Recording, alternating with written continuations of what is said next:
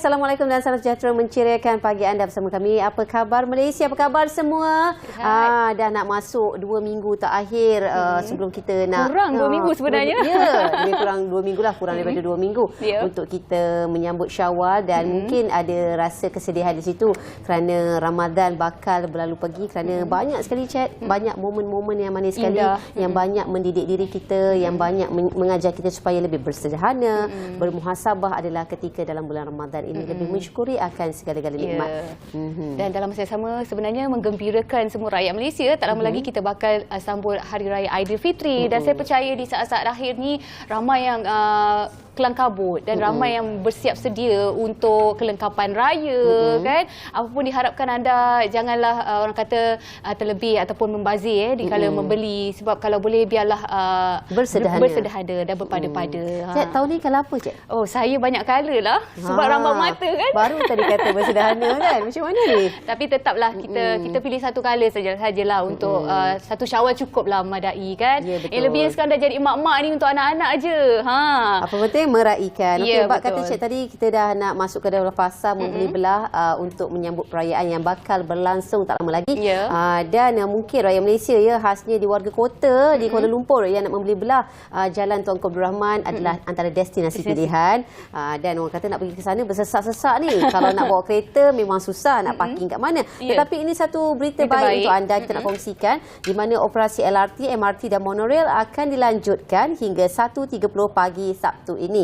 Ini bagi memenuhi keperluan warga kota lah yang ingin membuat persiapan pada Aidilfitri ini untuk membeli belah pada rail di stesen yang terpilih. Waktu operasinya sehingga jam 1.30 pagi, iaitu pada Sabtu, iaitu 15 April ini. Dan Rapid Rail yang berhad dalam kenyataannya memaklumkan stesen terlibat bagi aliran transit ringan laluan Ampang atau strip petaling ialah stesen Masjid Jamin, manakala laluan LRT Kelana Jaya ialah Masjid Jamin dan KLCC. Manakala bagi laluan monorail pula melibatkan stesen Bukit Bintang, Raja Chulan, Medan Tuanku dan Chowkit. Sementara transit aliran masa laluan Kajang hanya di stesen Bukit Bintang. Perkhidmatan bas perantara LRT 11 turut dilanjutkan bagi membolehkan pengguna mengakses ke stesen-stesen berkenaan susulan penutupan 6 stesen LRT laluan Ampang ataupun strip petaling. Dan stesen tersebut turut dilanjutkan bagi membawa penumpang ke destinasi akhir, manakala stesen lain akan menamatkan operasi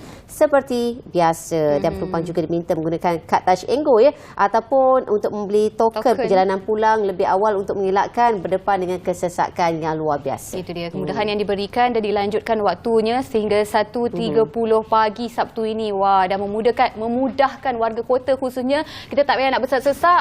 Pilihan utama adalah train, senang cerita kan. Okey, seterusnya ini isu skamer sebenarnya. Saya kira semakin berleluasa kalau kita rasa kita ni bijak sebenarnya, mereka pun lebih bijak sebenarnya kan. Mestilah setiap kali orang kata nak menipu tu adalah dia punya skill dan juga modus operandi yang diubah untuk memperdaya mangsa-mangsa skamer ni. Baiklah, ini isu orang ramai dinasihati berhati-hati penipuan firma perancang kewangan palsu, di mana Persatuan Perancangan Kewangan Malaysia FPAM menasihati orang ramai supaya berwaspada dengan skim pelaburan meragukan yang menggunakan nama syarikat perancangan kewangan yang sah. Dalam kenyataan dikeluarkan, pihak terbabit akan menggunakan nama utama syarikat perancang kewangan tu dalam syarikat palsu untuk mengelirukan orang ramai, selain melibatkan mereka dalam kumpulan sembang media sosial dengan berpura-pura mewakili syarikat perancang kewangan yang sah, di mana firma palsu ini turut menawarkan skim pelaburan yang meragukan, di mana yang menawarkan pulangan tinggi dan berkongsi testimoni pelabur-pelabur palsu untuk menunjukkan bukti risit pemindahan dan membuat keuntungan untuk meraih keyakinan mangsa yang berpotensi. Itu dia, kita kena sentiasa cakna mengenai perkembangan. Dan bagi anda di luar sana, elakkan daripada tertipu kalau sekiranya ada sistem ataupun pelaburan yang menawarkan pulangan yang berganda, 2 kali ganda. Itu adalah sesuatu yang sangat mustahil untuk diberikan, Cik, kerana dia perlu mengikuti apa amount yang sepatutnya. Dan sebelum terlewat, mungkin kita boleh mengucapkan selamat tahun baru, di mana kalender bagi tahun baru bagi orang India dan juga Sikh bermula pada hari ini. Semoga tahun baru anda bermula dengan tahun yang baik, dengan segalanya berlangsung seperti apa yang dirancangkan, yang diidamkan. Betul, apapun kita ucapkan selamat tahun baru. Kita akan dapatkan lagi berita-berita penting dari Bilik Berita sekejap saja lagi. Tapi sebelum paling tu penting. Paling penting. Harian, ini paling penting. Hari-hari kita semak ramalan cuaca bagaimana. Tapi lately ni memang cuaca agak panas terik. Di Sabah Sarawak pun mencecah hampir 37 darjah Celsius. Saya tengok juga buka dekat media sosial, berkicau di Twitter, ramai yang komplain panas. Alamak. Ada yang mencecah di Perlis sampai 40 darjah Celsius. Apapun bagaimana cuacanya hari ini, jom kita saksikan dari Jabatan Meteorologi Malaysia. Silakan.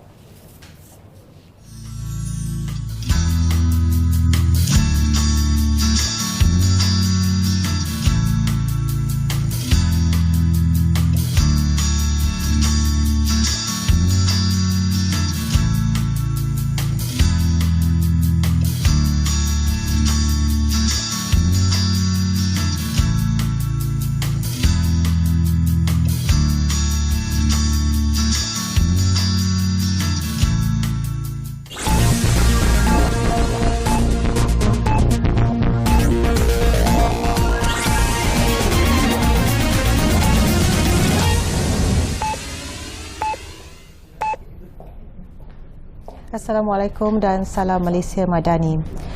Keutamaan status kewarganegaraan akan diberikan kepada kategori anak angkat dan individu yang lahir sebelum negara mencapai kemerdekaan.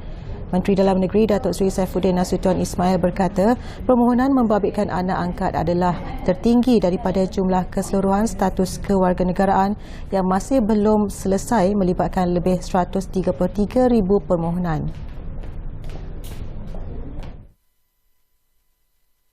Misalnya tadi, yang menerima surat kelulusan itu, dari kalangan penerima, bila saya tanya, pelihara anak angkat ni sejak umur berapa? Sejak umur 1 hari.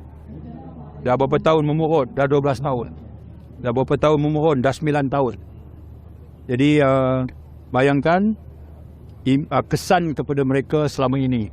Dan apabila kita mengeluarkan surat kelulusan warga negara ini, bermaksud akses kepada education, akses kepada kesihatan, dan apabila mereka menamatkan pekerjaan nanti, ke depan mereka akan menjadi lebih ada kepastian. Itu yang penting. Beliau berkata setiap prosedur bagi meluluskan permohonan kewarganegaraan itu berpandukan kepada Perlembagaan Persekutuan. Terdapat sejumlah 3,000 pemohon bagi kategori yang lahir sebelum merdeka dan mereka sudah mencecah usia 70 hingga 80 tahun. Jumlah yang masih menunggu status permohonan mereka adalah 133,436. Pada 3 bulan pertama, KDN telah meluluskan 6,079 permohonan dengan sasaran 10,000 permohonan untuk tahun ini. Apapun kategorinya, saya bertekad untuk keutamaan adalah kepada kategori anak angkat. Yang paling banyak sebenarnya adalah daripada kategori ini. Beliau berkata demikian selepas hadir ke Majlis Penerapan Nilai-Nilai Murni dan Iftar KDN Madani di Ibu Pejabat Polis Kontingen IPK Negeri Sembilan semalam.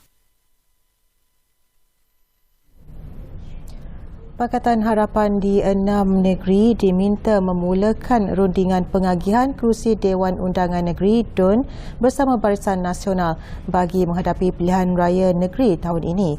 Ketua Setiausaha PH Datuk Seri Saifuddin Nasution Ismail berkata, proses rundingan telah dibincangkan di peringkat pusat antara PH dan BN berdasarkan parameter serta formula yang ditetapkan. Arahan pusat kepada negeri adalah supaya mereka memasuki pusingan rundingan. Nama pun berunding. Mana-mana pihak akan menyenaraikan wish list mereka. Sebab itu namanya berunding. Beliau berkata paling penting sebelum hari penamaan tidak akan berlaku pertembungan antara PH dan BN. Pengerusi Badan Perhubungan UMNO Negeri Sembilan, Datuk Seri Jalaluddin Alia sebelum ini dilaporkan telah mengadakan pertemuan dan perbincangan awal dengan PH di negeri itu. Dalam pertemuan tersebut, UMNO menyatakan hasrat dapat diberikan tambahan 2 kerusi untuk ditandingi daripada 16 kerusi sedia ada dimenangi BN selepas PRU ke-14. PH memenangi 20 kerusi DUN manakala BN 16 kerusi. Sekian dari Bilik Berita waktu ini. Salam Malaysia Madani dan salam hormat.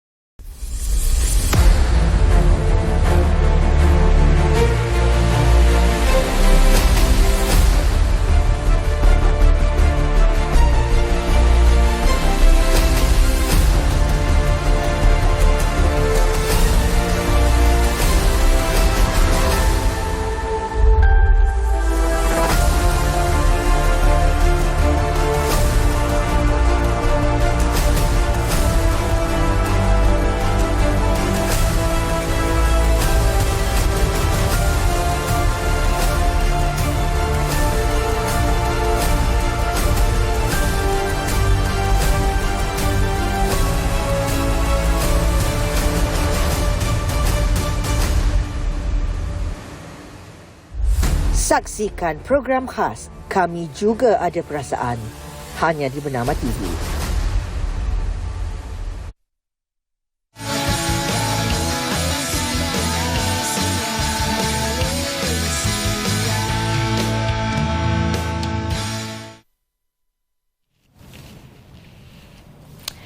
Ya, kembali bersama kami di Apa Khabar Malaysia bersama saya Chedi dan juga Nurul. Kali ini lebih kurang 10 ke 15 minit kita akan berkongsi tentang, tadi kita menyentuh tentang pengangkutan train ataupun rail itu sendiri. Ini kita menyentuh tentang masa depan industri rail di Malaysia.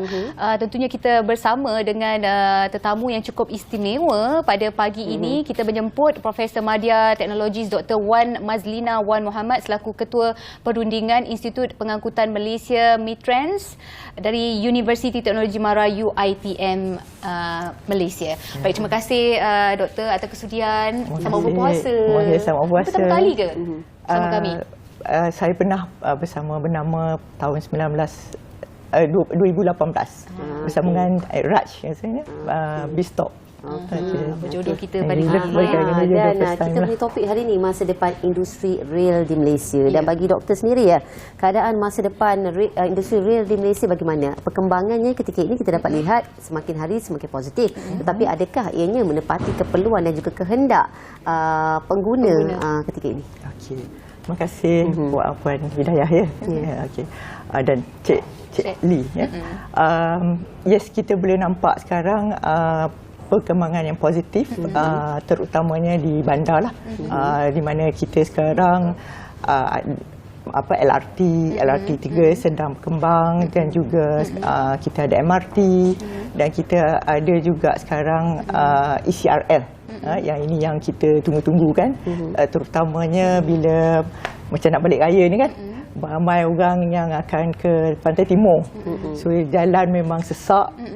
Itu saja yang ada laluan melalui Karak ataupun Gua Musang, dengan kita tunggu-tunggu dengan bila siapnya ECRL ni ataupun East Coast Rail Link ni, jadi dapat mengurangkan kesesakan jalan raya terutamanya pada musim perayaan lah.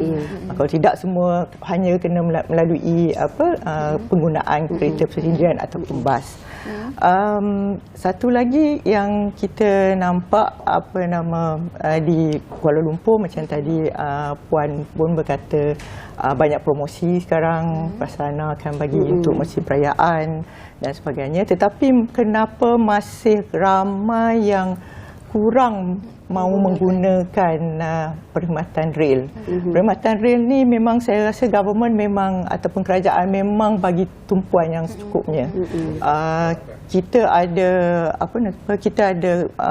Kementerian Pengangkutan Malaysia, Kementerian Pengangkutan MOT. MOT memang beri tumpuan yang sangat.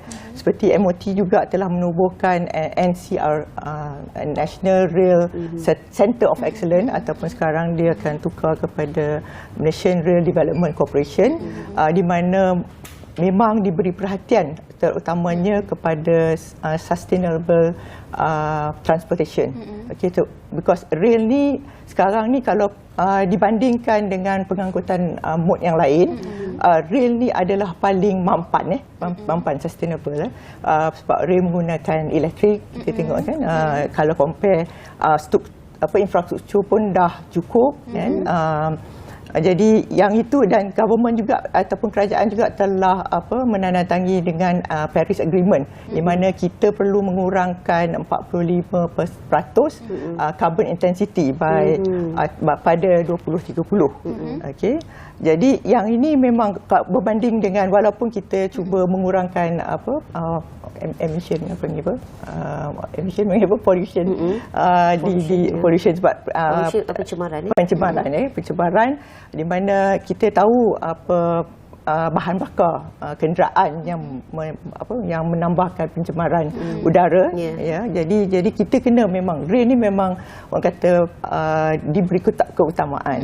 Tetapi kenapa rakyat masih kurang menggunakan? Saya rasa Puan pun masing-masing, tadi kita bersembang, ada yang mengatakan ada pendapat sendiri, masalah masing-masing dan sebagainya. Rail ni satu yang saya dapati daripada kita pun di Metran, kita ada buat beberapa kajian.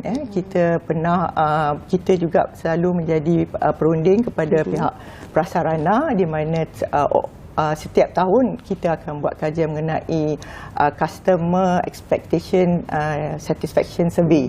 Okay, di mana kita kaji, kita buat survey melihat kepuasan pelanggan mengenai rail.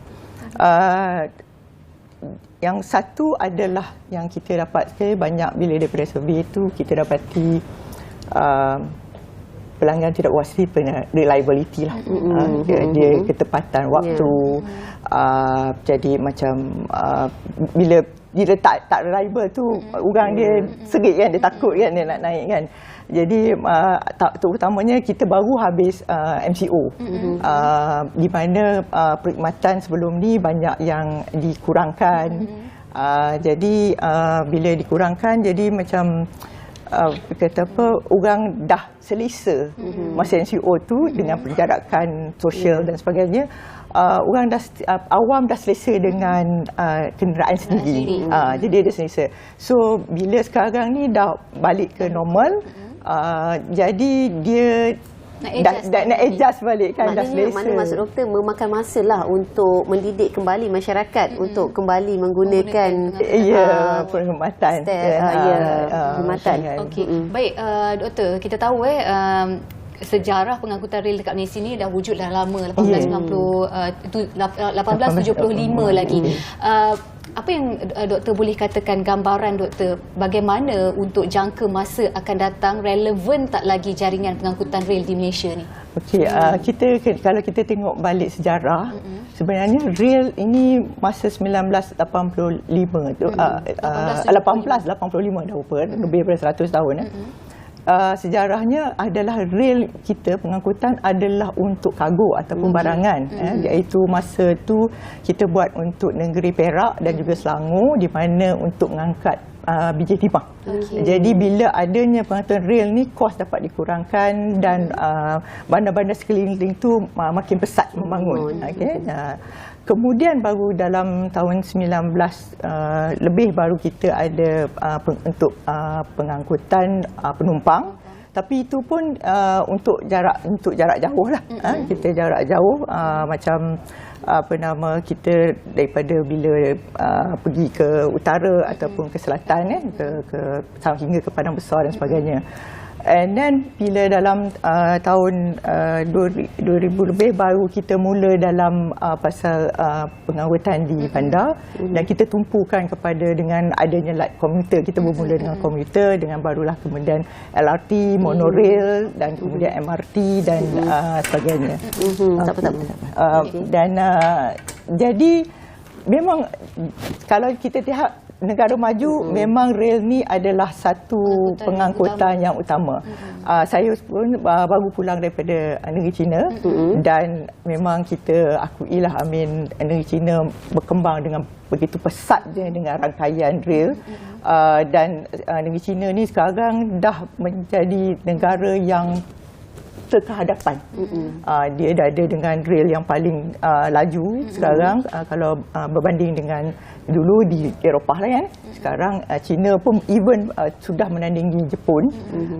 Jadi memang ke mana-mana pun dia orang naik rail. Sekejap saja dalam masa tak sampai 10 minit dengan speed rail ataupun speed train, high speed train dalam 400 km per hour atau 400 km sejam kan. Jadi memang saya rasa di Malaysia memang perlu. Cuma untuk kita ada masih banyak orang kata rintangan. Kenapa orang tak nak naik rail adalah satu yang kita sebutlah reliability. Umpamanya bila kita nak pergi ke stesen daripada rumah, kita tidak ada feeder yang untuk sampai ke tempat tu langsung secara terus. Maybe kita mungkin boleh lihat kepada feeder-feeder baru, mungkin kerajaan juga orang kata menimbang kembali adanya minibus. Sebab harapkan bas biasa yang besar tu mungkin tak boleh nak masuk kawasan-kawasan area yang lebih kecil sempit kan. So mungkin kita juga I think kerajaan juga tu menimbangkan van macam kita ada Grab tapi sekarang ni kita pakai van pula kan. Van I think dulu kita ada nak sebut pasal Gojek tapi tidak sebab banyak kemalangan yang ada. Jadi Gojek ni kita inilah isu lain. Keduanya saya tengok adalah isu kita punya iklim. Iklim kita ekstrim. So kalau ikutkan secara teori ni kita ada first mile last mile. Itu first mile last mile kita expect orang berjalan kaki ke bus stand kan. Tapi di Malaysia mungkin kalau di Eropah mungkin sesuai, tapi di Malaysia kita first mile last mile kalau ikutkan teori dia dalam 400 meter. Jadi mungkin kalau kita dengan cuaca terik dia berpeluh rasanya kan orang kata. Dan kita ada ekstrim hujan dengan kilat nak tunggu di bawah bus stand tu dengan kilatnya dan sebagainya kan. Jadi itu salah satu juga sebab kenapa kekurangan orang bila nak naik bawa anak kecil dan sebagainya dengan cuaca yang ekstrim nak tunggu kat bus stand dan sebagainya. Kita juga ada isu banjir. Umpamanya rail sekarang pakai pengangkutan rail kebanyakan train semua pakai elektrik. So bila banjir tu macam komuter banjir berhenti, tak boleh berjalan. So itulah actually lah sekarang di bandar lah LRT, MRT menggunakan dia punya sendiri, landasan sendiri. Saya juga ada bertanya dengan pihak MRL mengenai ECRL, apakah langkah-langkah yang diambil untuk mengatasi. Memang pihak MRL ada memberitahu saya bahawa dia orang ambil langkah ini di mana ECRL insya-Allah tidak akan menghadapi masalah jika ada banjir. Satu lagi kita tengok masalah bila kita macam tadi kita bincang facility ataupun infrastructure, bila kita nak pergi ke parking untuk pergi ke komuter atau ke LRT station dan sebagainya, kita ada masalah parking problem kan, ataupun parking tidak cukup. Macam tadi puan kata kan, kita sampai parking tak ada, and then cari expectation lain pula, lepas tu parking pun tak ada. Akhirnya sampai ke lokasi. Satu-satu sampai ke lokasi. Jadi lepas tu kita ada juga kita kena mengkaji dengan lebih dalam lagi. Kita ni orang kata the root cause kenapa lagi, sebab orang Malaysia ni dia sibuk.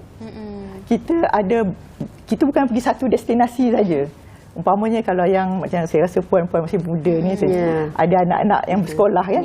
Nak laju je. Nak laju je kan. Lepas tu daripada pagi nak kena hantar anak sekolah. Lepas tu daripada anak sekolah mungkin baru datang office. Daripada office mungkin kadang-kadang pergi barang dapur. Pergi dapur atau pergi lunch. Pergi lunch, lepas tu ada mesyuarat di luar. Lepas tu tidak ada connectivity kalau yang bila puan nak naik rail dan sebagainya. Kan bukan tak nak naik. Saya pun kadang-kadang nak naik, memang naik. Saya memang tak suka drive kalau ke Kuala Lumpur saya akan naik komuter and then naik LRT terus ke Kuala Lumpur. Tapi kadang-kadang itulah masalah dia kan. Kita pun ada juga buat kajian masa dulu, masa sebelum MRT dibuka, yang kita ada buat dengan DBKL. Itulah yang kita buat survey juga, itulah yang kita dapat feedback ataupun respon daripada partisipan yang kita survey. Dia kata bila dia kata dia balik pergi office, dia nak kena pergi tempat lain. And then tempat yang dia pergi tu tak ada lingkaran rail dan sebagainya. Lokasi mungkin jauh juga ya. Tapi doktor mengambil pengalaman daripada doktor sendiri banyak travel ke luar negara. Apa sepatutnya yang boleh apa yang boleh ditambah baik ataupun diwujudkan di Malaysia sini untuk menjadikan pengangkutan rel ni sebagai pengangkutan utama? Mungkin itu dari yang segi dari satu tu, itulah kita nombor satu pihak untuk mendapatkan reliability lah semua. Jadi kita tidak ada pertukaran masa dan sebagainya. Dua, kita macam tadi saya kata kita kena mengkaji lebih dalam kehendak masyarakat. Lepas tu sebenarnya macam prasarana pun ada banyak promosi, terutamanya masa MCO dengan My30 sekarang, My100, My50, dan juga ada aplikasi supaya MyPulse sebenarnya kan. Jadi kadang-kadang rakyat dia tak aware, dia tak jadi kita mungkin promosi yang lebih promosi. Lepas tu satu lagi kita juga kena kaji keselamatan di umpamanya di stesen kereta api kan, di mana kadang-kadang tempat tu kurang selamat, lampu tak ada dan sebagainya. Satu lagi yang saya nampak berbeza dengan di Malaysia, sebab kita sekarang semua automatik kan. Kalau saya pernah belajar di Belanda. Kalau di Belanda, dia walaupun rel ni dia kita beli tiket terus sebagainya, dia masih ada yang itu yang saya nampak kita kurang ada enforcement ataupun pegawai yang buat spot check, kan? Jadi itu yang macam saya penguatkuasaan. Saya salute pihak KTMB untuk komuter mengadakan coach wanita, dan coach wanita. Tetapi kadang-kadang bila saya sendiri pernah naik, jadi kadang-kadang tidak ada penguasaan bila masih ada orang lelaki yang naik di situ. Kita nak bergaduh dengan dia pun, kita siapa kita kan. Jadi itu penguatkuasaan saya rasa perlu ada jugalah. Jadi untuk memastikan keselamatan dan sebagainya. Satu lagi, sekarang ini kita patut ada juga standard seperti yang saya baru pulang juga daripada Germany, iaitu RAMS, reliability, RAMS, availability, maintainability dan juga safety.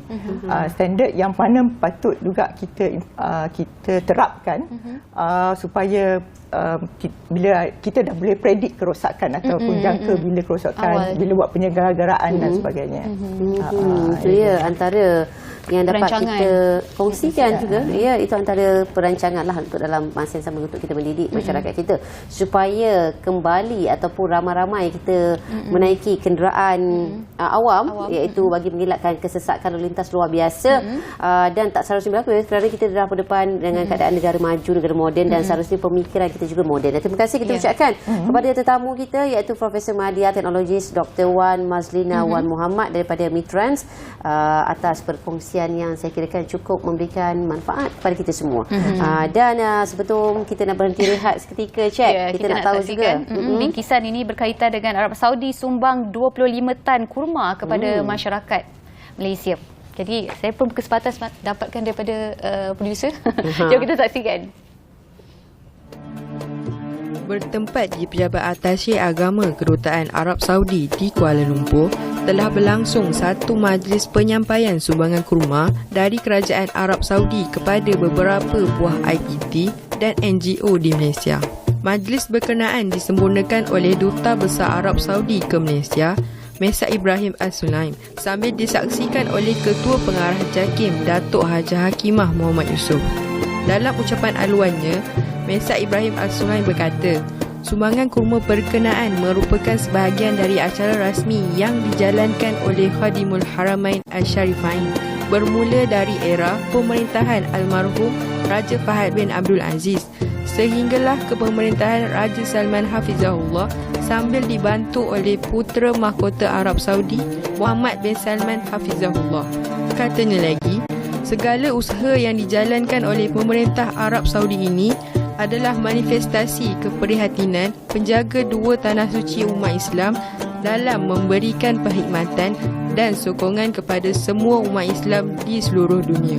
Dalam ucapan balas, Ketua Pengarah JAKIM, Datuk Hajah Hakimah Muhammad Yusof berkata, beliau amat menghargai sumbangan dan inisiatif yang diberikan oleh Kerajaan Arab Saudi ke atas umat Islam di Malaysia sambil mengharapkan kerjasama yang berterusan di antara Kementerian Hal Ehwal Islam, Dakwah dan Bimbingan Arab Saudi dengan umat Islam di Malaysia amnya dapat dipertingkatkan dari tahun mendatang.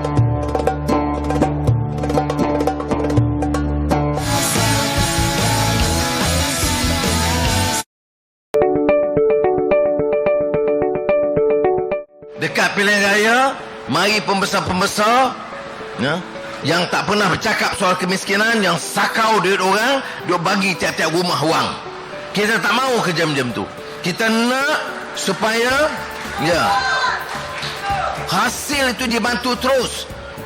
Pilihan raya lambat lagi, tetapi kerja mesti dilakukan sekarang, baru ada ikhlas.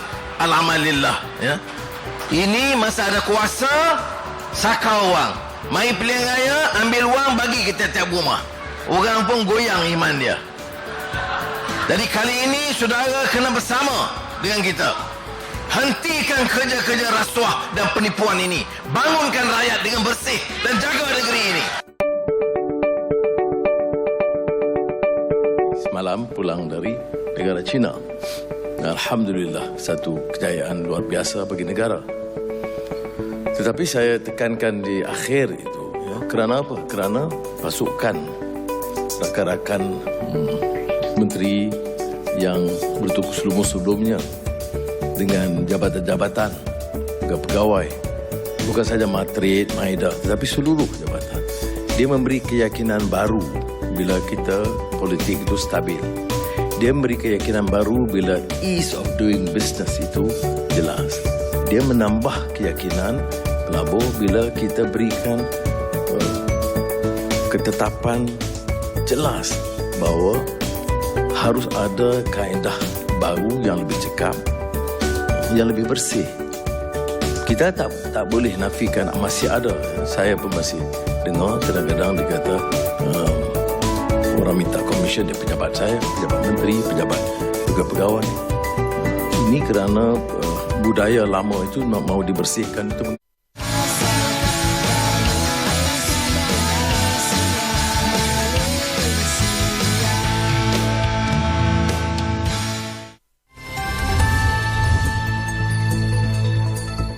Assalamualaikum dan salam Malaysia Madani.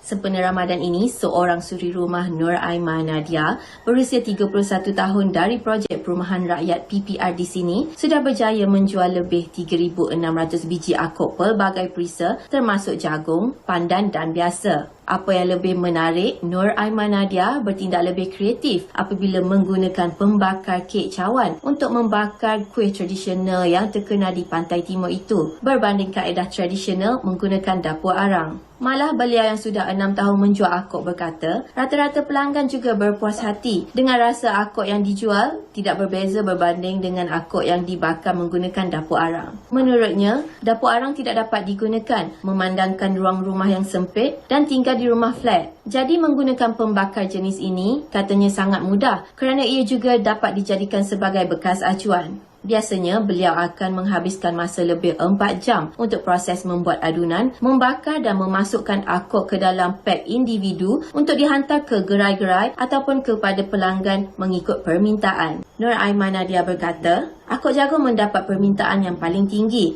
Malah beliau tidak menyangka idea olahan perisa baharu terhadap kuih tradisional itu mendapat tempat di hati pelanggan yang mencubanya. Katanya ketelan isi jagung yang sebenar juga dimasukkan ke dalam akuk ini untuk memberikan rasa jagung original kepada pelanggan yang membeli. Beliau konsisten menghasilkan 300 biji akuk pelbagai perisa ini setiap hari semenjak hari pertama puasa lalu dan setiap akuk dijual pada harga RM4 untuk 5 biji. Sekian sahaja laporan saya, Maisara Ahmad dari Biro Bernama Kelantan. Kembali kepada rakan setugas di Wisma Bernama Kuala Lumpur.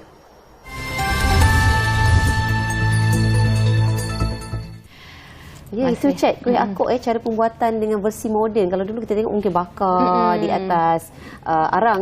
Kayu api. Sekarang gunakan elektrik saja, memudahkan dan cepatkanlah masa, menjimatkan masa sebenarnya.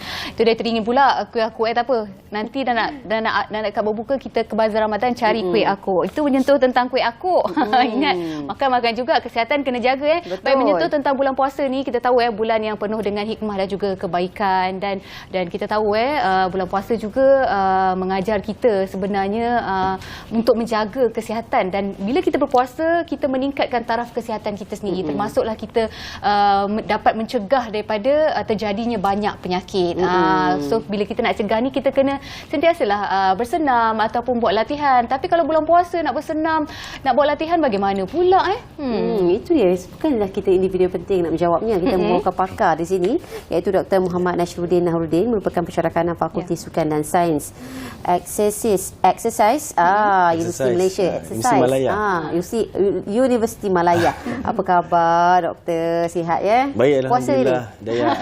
Alhamdulillah. Sihat Daya, sihat. Alhamdulillah. Okey, kita nak menyentuh tentang sedikitlah pasal fiziologi ni. Mungkin apa yang berlaku pada tubuh kita masa kita berpuasa sebenarnya, doktor? Okey, saya mungkinlah untuk menjawab soalan chat tu.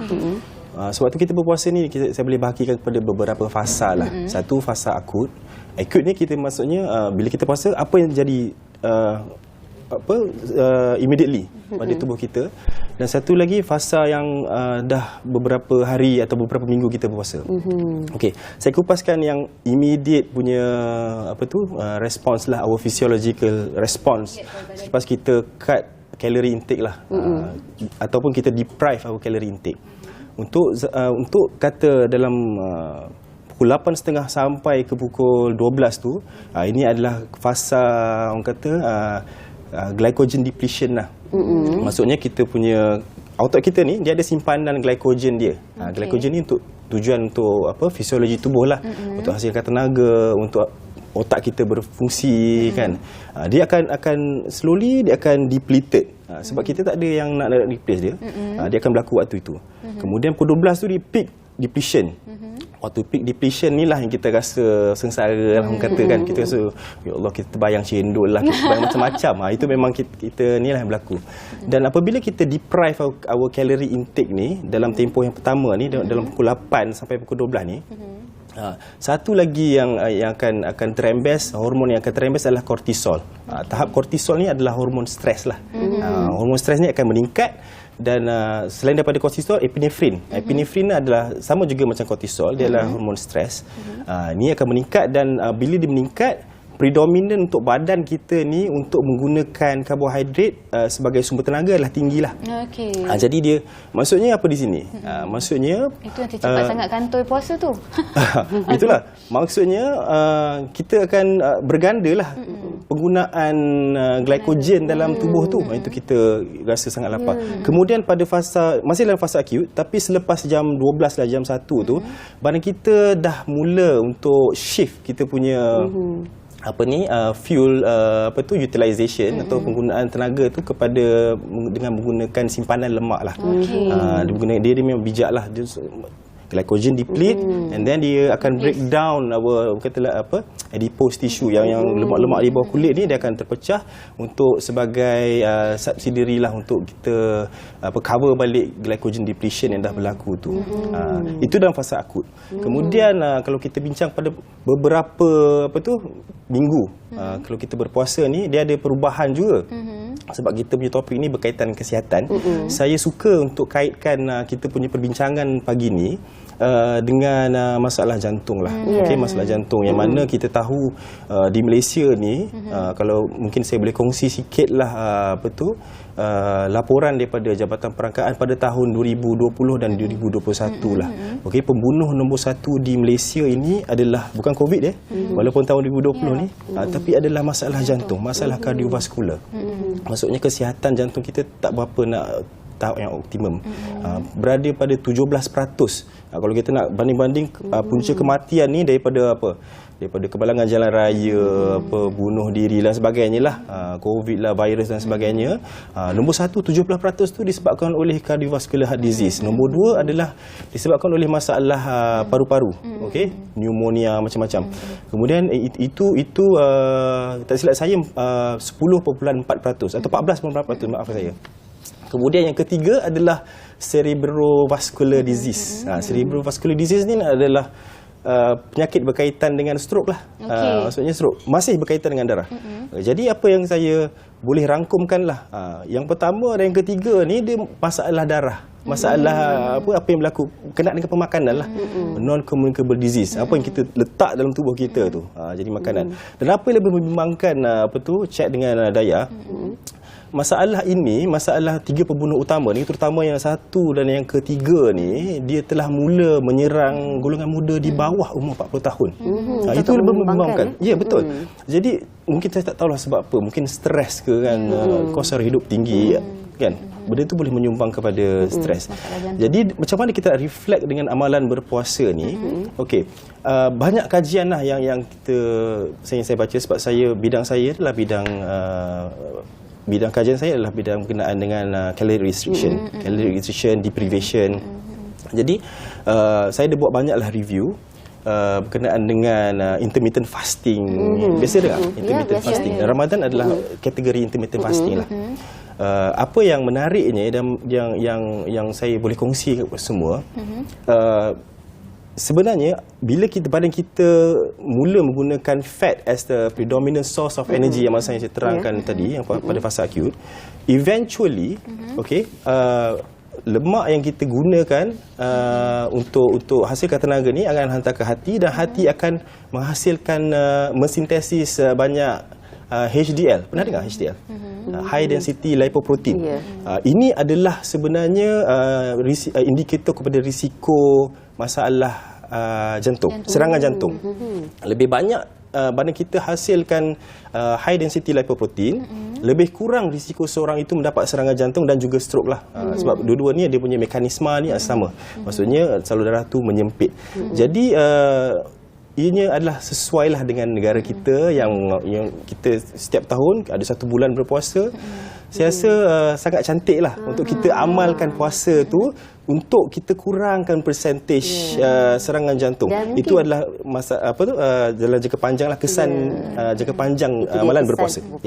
Dan mungkin juga amalan berpuasa ni tak semestinya kita amalkan sepanjang bulan Ramadan ya. Mungkin juga kita lakukan kebiasaan dalam sebulan, dalam seminggu tu sekali 2 kali ke, untuk kesihatan kita juga. Betul juga. Okey doktor, kita nak tahu juga doktor, antara pemakanan kita berpuasa tu elok tu, kita dah jaga perut kita dah jaga kandungan gula dalam badan kita, dalam darah kita, tetapi pemakanan yang bersesuaian juga untuk memastikan kita berpuasa tu mencapai kepada tahap yang sepatutnya dalam konteks untuk menjaga kesihatan. Ya, ini soalan yang menarik Daya. Okey. Terima kasih untuk soalan tu. Sebab saya rasa kita ni selain daripada kita nak promote puasa, dan saya suka juga untuk promote puasa ni bukan saja di kalangan kita orang Muslim lah. Tapi saya sangat sarankan untuk agama lain juga untuk turut berpuasa bersama-sama. Okey, untuk demi mendapatkan manfaat kesihatan yang seperti saya terangkan sebentar tadilah. Okey, pemakanan. Okey, kita ada cabaran yang sangat besar bila Daya cerita pasal makanan tu. baru chat tadi cakap nak beli akok tadi. Sesuai ke nak makan akok ni kan? Tinggi kalori, gulanya tinggi, gula mudah lah. Okey, gula mudah tinggi ni saya sarankan untuk kurang-kurangkanlah waktu puasa ni. Bukan sebab apa ni chat sebab gula mudah ni bila kita diserap dalam tubuh kita, dia mudah untuk kita berasa dia mudah diserap. Dan dia akan spike kita punya plasma glukos, kita punya darah ni akan tinggi tiba-tiba tahap glukosa dalam darah dia akan tinggi. Apa yang akan berlaku bila kita punya glukosa dalam darah tinggi?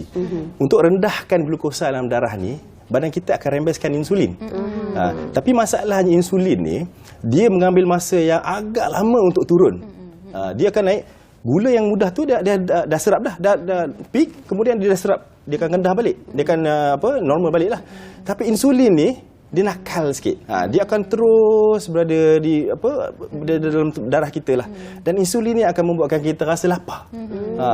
Circulation of insulin in our body yang akan buat kita rasa nak makan lagi. Jadi saya sarankan untuk elakkanlah makanan yang ada gula mudah. Manis tak ada masalah.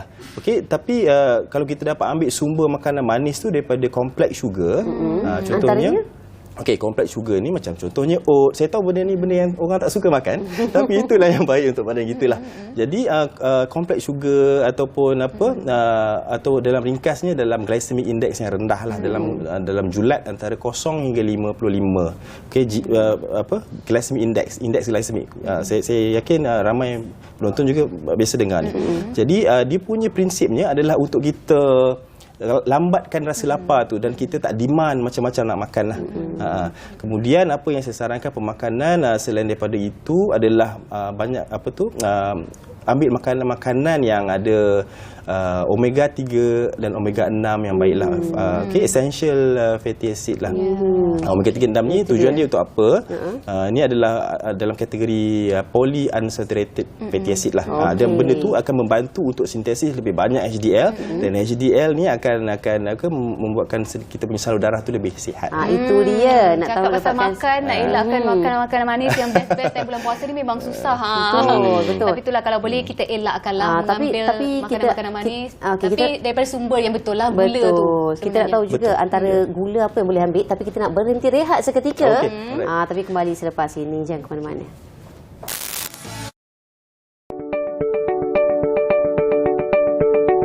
Kerana saya lihat soal pelaburan, kedatangan pelaburan itu kian rancak.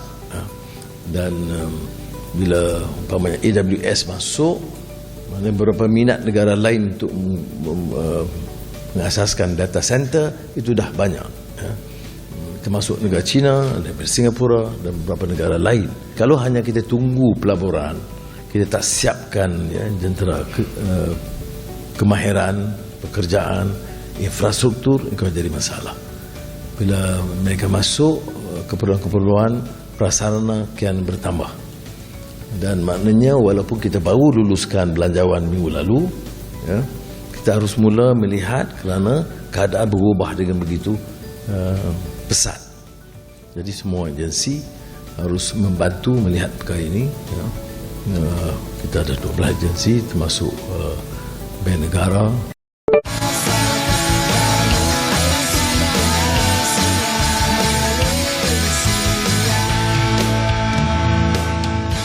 Okey, kalau tadi chat menurut Dr. Nasruddin kalau boleh bulan puasa ni elakkan makan makanan manis sebab nak untuk kesihatan. Okey doktor, kita nak tanya juga kalau bagi saya ni lah yang memang suka manis, dessert lover lah kan, suka benda yang manis ni kan. Dah lah tak boleh makan sebab atas faktor gula ni tak baik untuk kesihatan. Tetapi bagaimanakah cara untuk orang nak mendapatkan kadang-kadang manis ni dia akan memberikan tenaga pada badan kita doktor Betul. Okey, apakah antara pilihan makanan manis yang kita boleh makan? Okey, sebenarnya tak ada masalah nak makan makanan manis, tetapi perlu lihat dia punya bila waktu makan dan jenis gula tersebutlah. Okey, kalau saya boleh cadangkan untuk sahur tu cuba elakkan makan makanan yang gula mudah ni lah, macam cordial, teh tarik, air berkarbonat waktu sahur tu. Tujuannya apa? Untuk kita tak berasa lapar nanti. Fokus pada makanan-makanan yang kompleks sugar ataupun makanan-makanan yang berserat tinggi yang lambat untuk dihadam, contohnya macam oat, kan, oat ataupun chia seed ke kacang, itu akan membantu kita lah. Saya memang tak sarankan sangatlah ambil, dan boleh tambahkan waktu sahur tu ambil makanan yang ada protein yang cukup lah, protein yang cukup untuk kita, sebab kita nak berpuasa sepanjang hari. Itu untuk bersahur. Okey, untuk berbuka puasa, sebab kita dah deplete our glycogen level. Itu kalau nak rasa sikit akak tu boleh lah. Tapi jangan ni sangatlah, jangan over lah orang cakap kan. Boleh nak rasa, tak ada masalah. Dan nak menjawab soalan Dayah tadi berkenaan jenis-jenis gula, okey, macam saya cakap tadi, elakkan gula-gula mudah, yang macam table sugar is gula mudah lah, okey, yang maltose apa, yang glukos, itu cuba elakkan, itu memang tak sihat. Fokuskan kepada gula yang semula jadi. Boleh buah, tak ada masalah. Buah macam contohnya kurma ada kandungan gula yang tinggi, fruktos, dan dia adalah sihat. Dia tidaklah macam terus terserap oleh badan. Dia akan memberikan tenaga juga, tapi dalam dalam konteks yang lebih sihat. Macam tadi ada juga kita sebut pasal madu. Madu juga adalah jenis gula yang orang kata yang lebih okey daripada table sugar. Maksudnya dia taklah terus akan spike our plasma glukos tu tiba-tiba. Dia akan slowly macam tu. Itulah jenis-jenis gula lah yang saya sarankan. Elaklah table sugar ni.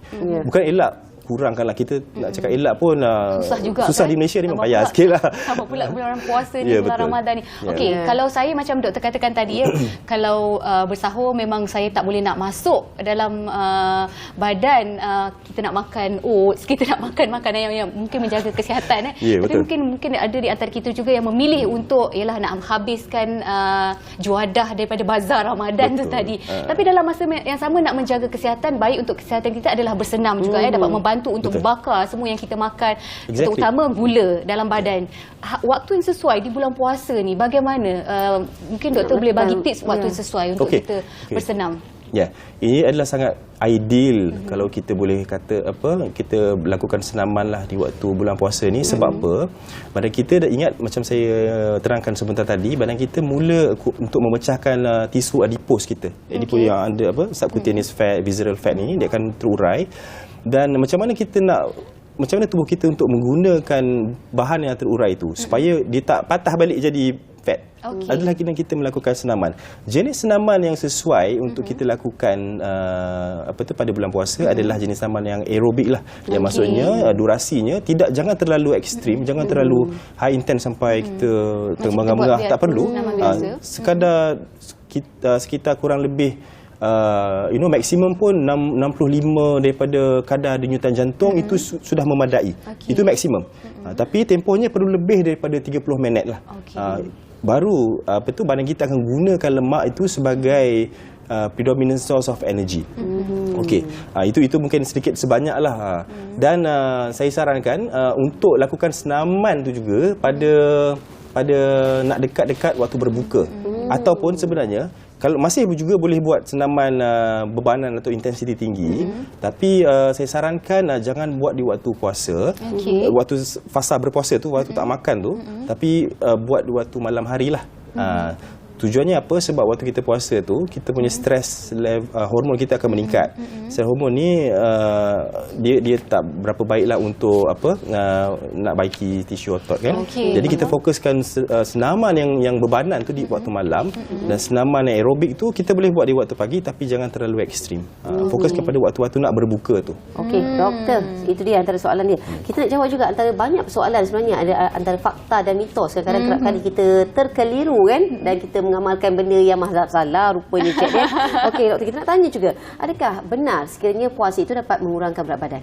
Soalan favourite ni kan. Yes, ramai orang kata aku nak puasa nak kurangkan berat badan, nak raya nak pakai ni kan, seksi-seksi, contoh je. Kebaya boleh. Kebaya kan. Ya, betul. Tapi adakah benda itu betul? Jawapannya betul, tapi dia perlu dengan cara yang betul. Kaedah aja perlu betul lah. Bukan apa. Kadang-kadang orang fikir kita ni berpuasa, kita akan reduce our calorie intake. Tapi sebenarnya dalam secara tidak sedar, ini bukannya reducing calorie intake, bukannya deprive calorie intake. Kita cuma memindahkan apa yang kita tak makan di pagi hari tu ke malam hari. Betul tak? Kuantitinya kadang-kadang lebih besar. Kan? Kalori je lebih besar. Keinginan tu besar. Exactly. Makanan disalahkan Lebih-lebih lagi kita di dalam 10 fasa terakhir ni kita banyak berjaga. Fasa nak mengejar dalam Lailatul Qadar ni kita banyak berjaga malam. Bila kita berjaga kita nak makan. Itu perlu kawal. Jadi saya sarankan untuk kawal sikit nafsu makan tu supaya kita boleh manfaatkan puasa tu untuk mengurangkan berat badan. Maknanya betul Dan adakah fakta atau mitos bersenam ketika berpuasa boleh kecutkan otot? Saya ada banyak dengar ni sebab bila kita tak ada fuel dalam tubuh, badan kita tak ada bahan nak dibakar, dia cuma diguna bahan yang disimpan saja dalam tubuh untuk digunakan sebagai sumber tenaga. Tapi adakah betul? Sebenarnya tidak. Okey, sebenarnya tidak. Otot tidak akan kecut, melainkan dia ada satu fasa bila glycogen dah tak ada langsung, sangat-sangat rendah, simpanan fat kita punya deposit tissue sangat-sangat rendah dan tak ada pilihan, dia terpaksa menggunakan diri dia sendiri sebagai sumber tenaga. Itu boleh berlaku. Tapi itu under fasa famine lah, starvation. Memang dah extremely starvation. Untuk dia survive, badan survive, dia akan gunakan otot itu sendiri untuk jadi bahan sebagai sumber tenaga. Dan itu akan mengecutkan otot lah. Tapi sekadar 12 jam berpuasa, 10 jam, 12, dia tidak akan mengecutkan otot kalau kita bersenam lah. Ini juga menjadi masalah dan tanya-tanya mungkin kepada mereka yang dah sentiasa bersenam ataupun bersukan ni kan. Di bulan puasa ni adakah mengganggu prestasi mereka yang suka bersukan ni, Doktor? Okey. Yes, dia sebenarnya ada beberapa sukan yang akan mengganggu fasa puasa sebab dia melibatkan perubahan fisiologi tubuh lah kan. Badan kita pun perlu adapt dengan demand caloric deprivation tu. Dan tiba-tiba kita kenakan demand yang lain untuk kita perform dalam pertandingan bersukan lah contohnya. Jadi memang dia akan mengganggu. Sebab itu kalau saya boleh kongsilah kepada penonton semua dan juga Chat dan Daya, ada suatu waktu di Olimpik saya tak ingat tahun bila, tapi waktu Olimpik itu jatuh pada bulan puasa. Memang sebenarnya atlet-atlet yang bertanding waktu Olimpik itu memang tak puasa pun. Okey. Dia kata ruksah lah. Ruksah. Atlet Muslim memang tak puasa. Sebab takut akan mengganggu prestasi. Itu dia. Daripada syariah tu saya tak nak komen lah. Itu dia. Okey, sebenarnya banyak topik yang kita antara persoalan dah dapat pun jawapan dan kita perlulah berpada-pada untuk berpuasa ni. Kalau nak memberikan kesan yang optimum, amalkan pemakanan yang sihat. Pastinya akan memberikan impak yang positif kepada kesihatan kita. Dan terima kasih kita ucapkan kepada Dr. Muhammad Nasruddin Harudin daripada Universiti Malaya atas topik yang begitu menarik sekali, puasa manfaat pada kesihatan. Terima kasih. Kita ambil tips dia guna pakai yang fakta ataupun mitos berat badan tu ya Nur. Terima kasih Doktor. Kita jumpa di lain kesempatan. Apa khabar Malaysia dah pun sampai di penghujungnya. Terima kasih banyak-banyak atas apa yang kami kongsikan. Moga dapat kita manfaatkan dalam kehidupan seharian kita. Dan sampai kita jumpa lagi, saya Cedi. Assalamualaikum. Bye-bye.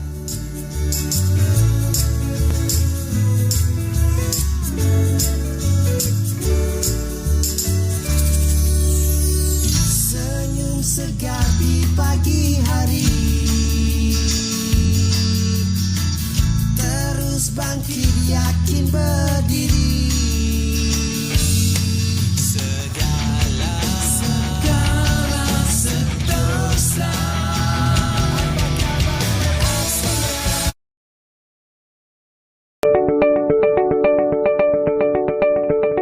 Tambahan peruntukan